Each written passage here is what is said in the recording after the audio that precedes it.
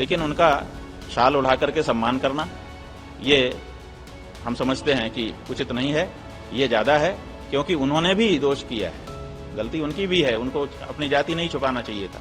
जब सार्वजनिक रूप से कोई कथा होती है तो उसमें ब्राह्मण वक्ता व्यासासन पर बैठता है ताकि हर वर्ण के लोग उससे सुन सकें, कोई ऐतराज न करें। सभा में जो कुछ हुआ है बहुत गलत हुआ है। दोनों ही पक्ष उसमें हमारी दृष्टि से समान रूप से दोषी हैं, लेकिन उस घटना के हो जाने के बाद जिस तरह से उसका राजनीतिक उपयोग किया जा रहा है, हम समझते हैं वो और भी गलत है। इसलिए दो लोग पहले दोषी थे, अब ये तीसरे जो हैं वो भी दोषी हैं, ऐसा हमारा मानना है।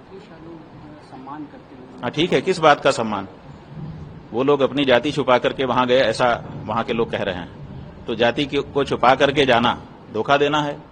तो जब धोखा देना है तो धोखा देने वाले को सम्मान करने का कैसे बनता है? आप उनको सांत्वना दे सकते हैं कि भाई आपके साथ मारपीट हुई, ठीक नहीं है, लेकिन सम्मान अलग वस्तु होती है। तो इसलिए मारपीट नहीं करना चाहिए था। जिन लोगों ने मारपीट की बिल्कुल गलत किया उन्होंने। इसलिए जिनको मारा गया उनके प्रति किसी की भी सहानुभूति हो सकती है। अगर अखिलेश यादव को सहानुभूति है, हमें भी है, तो इसलिए हम उसको गलत नहीं कहेंगे, लेकिन उनका शाल उड़ा करके सम्मान करना ये हम समझते हैं कि उचित नहीं है, ये ज्यादा है, क्योंकि उन्होंने भी दोष किया है, गलती उनकी भी है, उनको अपनी जाति नहीं छुपाना चाहिए था। किसी भी जाति में, सनातन धर्म की जितनी भी जातियां हैं, किसी भी जाति में जन्म लेना गौरव की बात है। क्यों? क्योंकि सीधे भगवान के द्वारा 4 वर्ण जो बनाए गए हैं वो सीधे भगवान की रचना है, उन्हीं के अंगों से उनकी कल्पना की गई है। इसलिए हम जब एक ही परमात्मा के अंग हैं तो हमको इस बात का गौरव होना चाहिए। को कथा करने का अनुमति नहीं है? हाँ? सिर्फ ब्राह्मण ही कथा? नहीं, ऐसा है कि कथा तो भगवान की सबके लिए है, किसी के लिए नहीं, ऐसा नहीं। भगवान भी सबके लिए है। हर व्यक्ति अपने अपने घर में भगवान को बुलाता है, सबके घर में भगवान आते हैं। देखिए, जिसके घर में सोने का सिंहासन है ना, वो भी भगवान को बुलाता है, भगवान उसके घर में भी आते हैं। और जिसके घर में जगह ही नहीं है, दीवार में आला लगा करके उसी के आले में ला करके बैठा देता है, तो अनंत ब्रह्मांड नायक भगवान उसी आले में आके बैठ जाते हैं। इसलिए भगवान की तो कोई बात नहीं है। तो भगवान सबके हैं, भगवान की कथा कहने का, सुनने का सबको अधिकार है, लेकिन हमारे यहाँ कुछ मर्यादाएं भी बनाई गई हैं।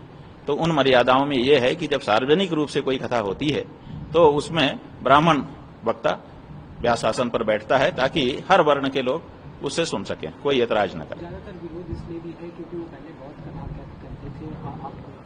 हाँ, यही बात है ना कि आप पहले बहुत कथा कह रहे थे, अब राम कथा कृष्ण कथा कहने के लिए आ गए, और फिर आपने अपनी एक कल्पना करके जाति कर ली और उस जाति के अनुसार आपने कागज बनवा लिए और उसी के अनुसार अपना नाम लिखने लग गए।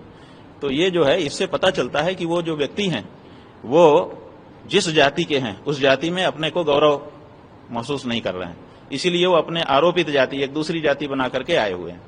तो उनको ऐसा नहीं करना चाहिए। जिस जाति में जन्म हो गया उस जाति में एक से एक महापुरुष हुए होंगे।